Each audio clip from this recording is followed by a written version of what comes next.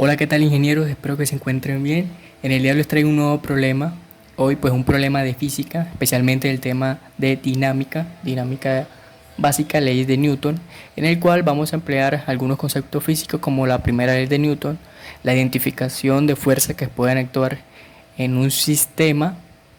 Asimismo vamos a usar herramientas matemáticas como un teorema de geometría euclidiana, la descomposición de vectores en sus componentes rectangulares y una que otra identidad trigonométrica.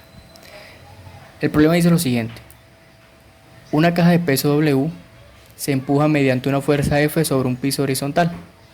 Muestra que la magnitud mínima de F necesaria para que la caja esté a punto de moverse es F igual a esta ecuación.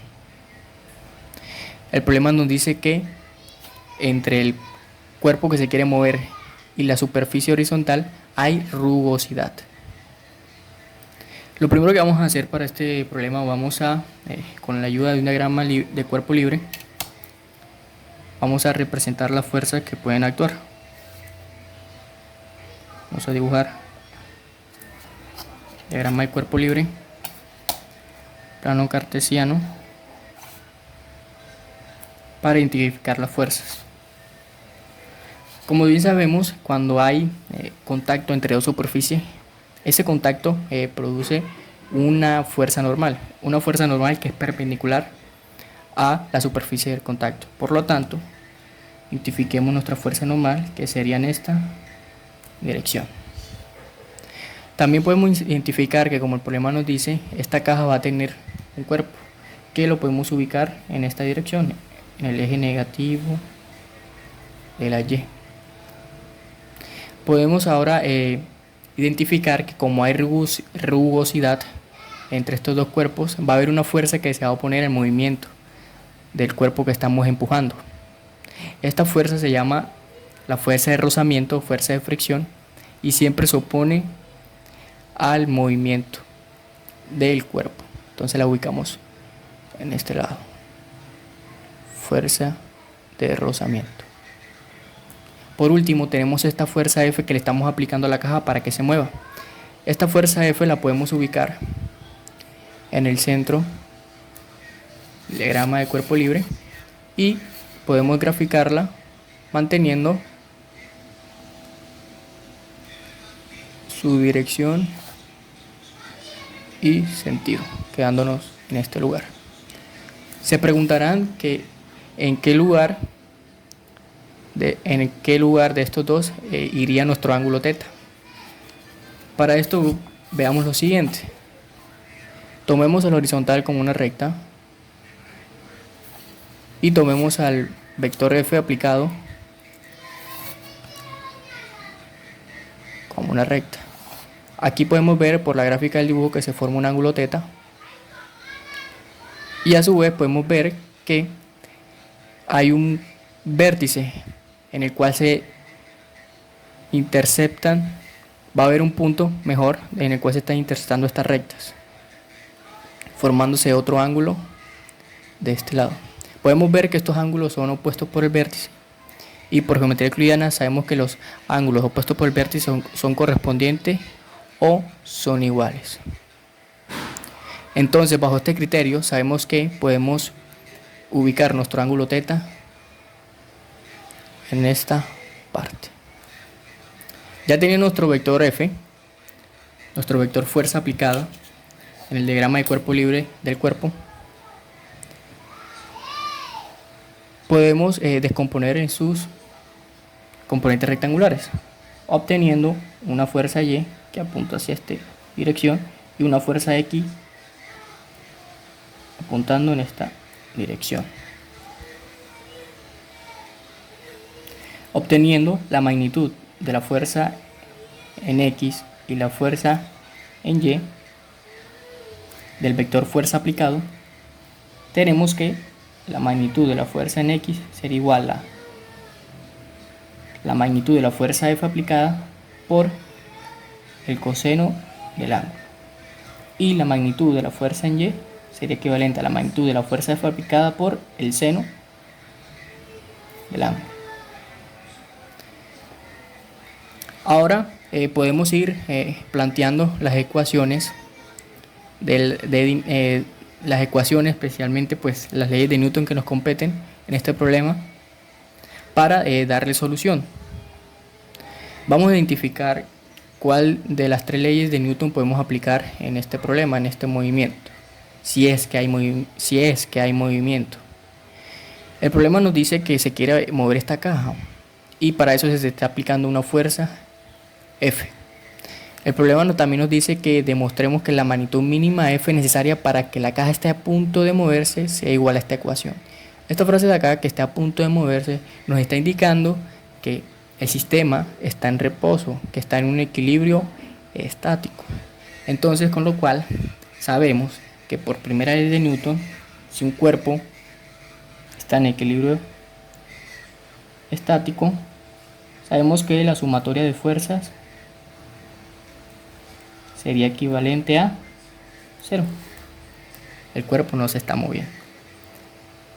Ahora, como sabemos que la fuerza es un vector y que este vector fuerza puede tener componentes X, Y, Z,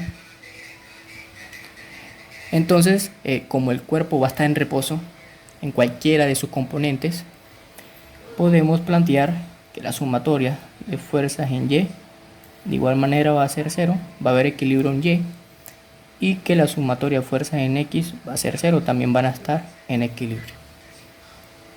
Esta va a ser la primera ley de Newton, por primera ley de Newton. Sabiendo esto, que ya sabemos que en este problema se está aplicando la primera ley de Newton, podemos ahora sí plantear las ecuaciones para hallar la magnitud de la fuerza F que nos está pidiendo el problema. Para esto hagamos la sumatoria de fuerzas en X. Vamos a ver cómo la sumatoria de fuerzas en X. Veamos el diagrama del cuerpo libre, identifiquemos qué fuerzas están actuando en el eje de las X. Podemos ver que la fuerza en X tiene en esta dirección, así que va a tener una magnitud positiva. Y que la fuerza de rozamiento que se está oponiendo al movimiento va a ser negativa. Pero recordemos que la sumatoria de fuerzas en X va a ser igual a 0 ya que está en reposo. Y obtenemos la ecuación número 1 que nos va a permitir resolver el problema. Vamos a hacer la sumatoria de fuerzas en Y ahora. Haciendo la sumatoria de fuerzas en Y, obteniendo que del diagrama del cuerpo libre, la normal se puede considerar como positiva y la fuerza en Y y el peso serían negativas.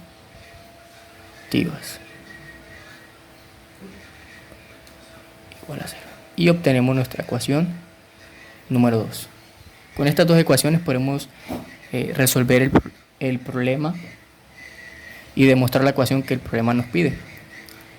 Recordemos que al haber una superficie de contacto en la cual hay una rugosidad, existe una fuerza llamada la fuerza de rozamiento, que ya la definimos en nuestro diagrama de cuerpo libre. Pero hay una expresión que nos permite calcular esa fuerza de rozamiento. Y esa expresión nos dice que la fuerza de rozamiento es directamente proporcional a la fuerza normal, siendo la constante de proporcionalidad el coeficiente de rozamiento, que en este caso lo llamaremos μ. Vamos a despejar de la ecuación número 2 la normal. Despejando de la ecuación 2 la normal, nos quedaría equivalente a la fuerza en Y más el peso. Esta igualdad nos va a servir para reemplazarla posteriormente en esta ecuación de fuerza de rozamiento, para después reemplazar la ecuación final de fuerza de rozamiento en nuestra ecuación de sumatoria de fuerzas en el eje de las X. Entonces procedemos a reemplazar en fuerza de rozamiento en la normal esta expresión, quedándonos que la fuerza de rozamiento sería igual a μ por la fuerza en Y más el peso.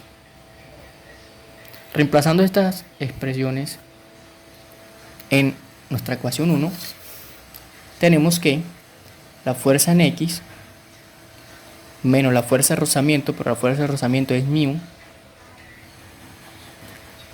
por la fuerza en Y más el peso, va a ser igual a 0.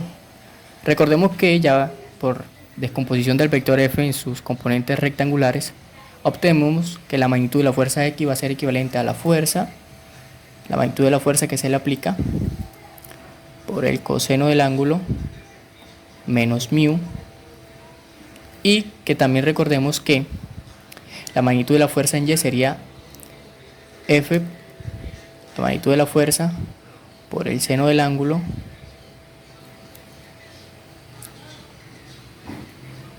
más el peso del cuerpo. Y ya, como pueden ir observando, ya vamos relacionando matemáticamente la magnitud de la fuerza que se le aplicó para la resolución del problema.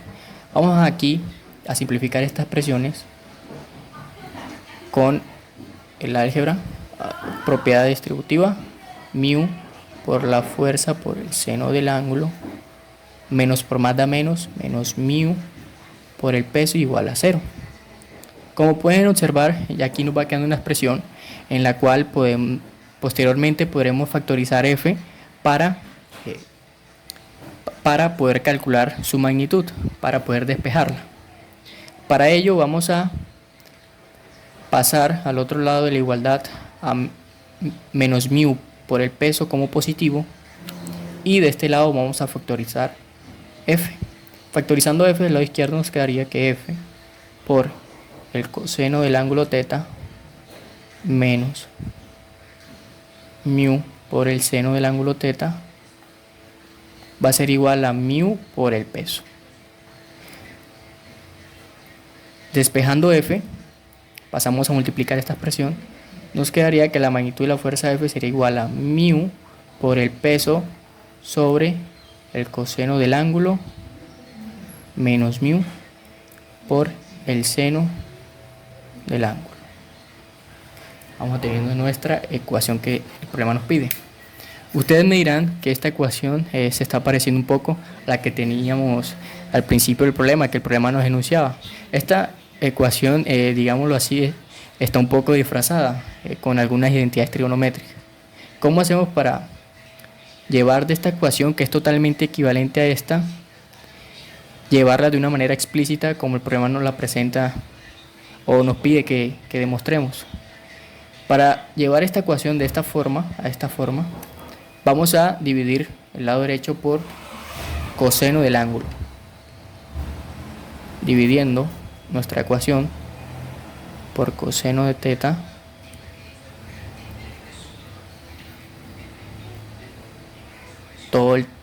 todo lo vamos a dividir sobre el coseno de θ menos μ por el seno de θ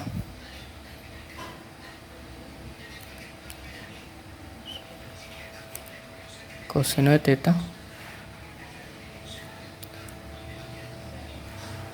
vamos a obtener por linearidad en el denominador que esto va a ser equivalente a μ por el peso sobre el coseno del ángulo θ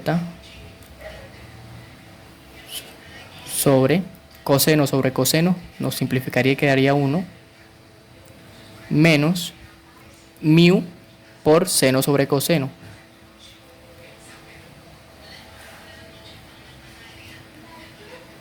Seno del ángulo sobre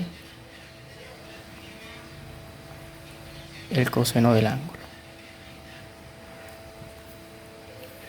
Ahora bien, por identidades trigonométricas sabemos que 1 sobre coseno es secante, quedándonos μ por el peso por secante,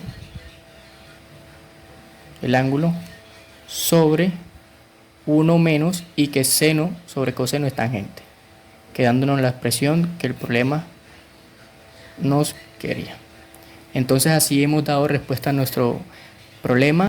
Y pues sin nada más, darles las gracias y espero que se suscriban y que hayan entendido sobre todo el razonamiento que se usó y las ecuaciones que se usaron para la solución de este problema. Un saludo.